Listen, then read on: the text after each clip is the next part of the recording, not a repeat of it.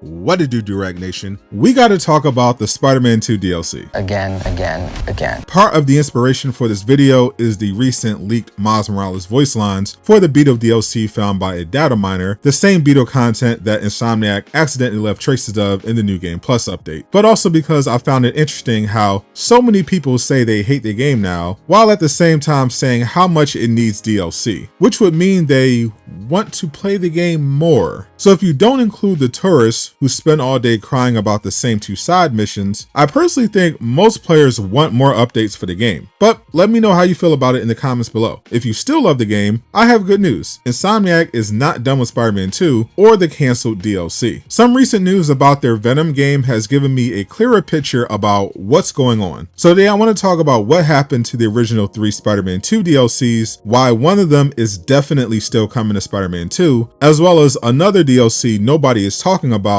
that I'm expecting to drop in 2026. First, web blast that like button and let's get it. To clear up a common misunderstanding, Insomniac didn't actually say they were not doing any more DLC for Spider-Man 2. The official statement when they announced the PC port said they had no story DLC planned. The wording is very important here. A lot of people don't realize this, but all DLC content is not story related. Most DLC, in fact, isn't. DLC simply means downloadable content, which is why technically Spider-Man 2 already got DLC when they added the new suits. Which brings me to 2 DLCs I think are definitely coming to Spider-Man 2, with one I'm expecting next year, while the other was delayed for reasons that have nothing to do with the cyber attack. Fans were expecting Spider-Verse DLC as part of Insomniac's ongoing collaboration with the film team, which included a full side mission in the main game that teased Spider-Man 2099 and introduced a cut character from the Spider-Verse films. I think Insomniac was planning to also introduce more Spider-Verse content to promote Beyond the Spider-Verse, such as a Prowler suit for Miles. But unfortunately, production on the movie was shut down in 2023 due to the Hollywood strikes, and the movie was eventually delayed to summer 2027. So I believe Insomniac is going to hold off on that until the year the movie comes out. They showed previously with Spider-Man Remastered that they will release new suits to cross-promote with the launch of a Spider-Man movie. And there is another Spider-Man film launching before Beyond the Spider-Verse. In 2026, we're getting Spider-Man Brand New Day, which seems to be getting an insane level of hype right now, with Sony surprisingly doing public filming to further promote the movie. The final swing suit from the end of No Way Home is already in Spider-Man 2, so I fully expect them to add Tom Holland's new suit as DLC around the time the movie launches in July, like how they dropped 2 No Way Home suits in Spider-Man Remastered a week before the movie came out. The Beetle DLC, I think, was definitely canceled because of the cyber attack. Before the attack even happened, Insomniac had to cut a bunch of content from the main game, a lot of it Venom related, because they didn't have enough time to finish what they wanted and weren't allowed to delay. Then the cyber attack delayed everything across the studio even more, so they had to prioritize getting Marvel's Wolverine done. Well, according to their latest reports, Wolverine is fine now, the next trailer for it is finished and expected to go live this month. This frees up the studio to work on other things, but I don't think they'll focus on story DLC for Spider-Man 2, since according to the main voice actors, they've already started work on Spider-Man 3. It's possible they pull a God of War Valhalla, but I think the story DLC has actually been moved to other games. In an article from one of the most reliable news sites for gaming, MP First, they were able to confirm that a spin-off game starring Venom is still in development at Insomniac. According to another of their sources, the game will feature Eddie Brock as the host, and Carnage will return as a villain to continue from where the Flame side quest in Spider-Man 2 left off. This Venom game is expected to be around the same size as Miles Morales, with a potential launch date of 2027. In order to pull that off, it means Insomniac is going to be using a bunch of assets from Spider-Man 2, since they had a playable Venom in that game, as well as a ton of voice lines from the late Tony Todd, who said only about 10% of the lines he recorded made it into the game. If Carnage is in Venom, it means they're probably adjusting that DLC to fit this new game. I expect the same to be done for Beetle. Since Peter is taking a break at the end of Spider-Man 2, I'm expecting Beetle to be used as a villain for Miles, to test his ability to protect the city while Peter is on a break. Maybe things get out of control and and that is how they get Peter to put the suit back on and help out. Or that could be how they add Cindy Moon, who's going to be the third playable spider hero in the next game. Either way, Insomniac is still cooking, and this could be a huge month for both them and PlayStation. We got a bunch of leaks for a state of play happening this month, and this is an event you're not going to want to miss, especially if you're an Insomniac fan. Click the video on screen to learn more. And a huge shout out to everyone supporting me on Patreon. Join for free so you never miss an update.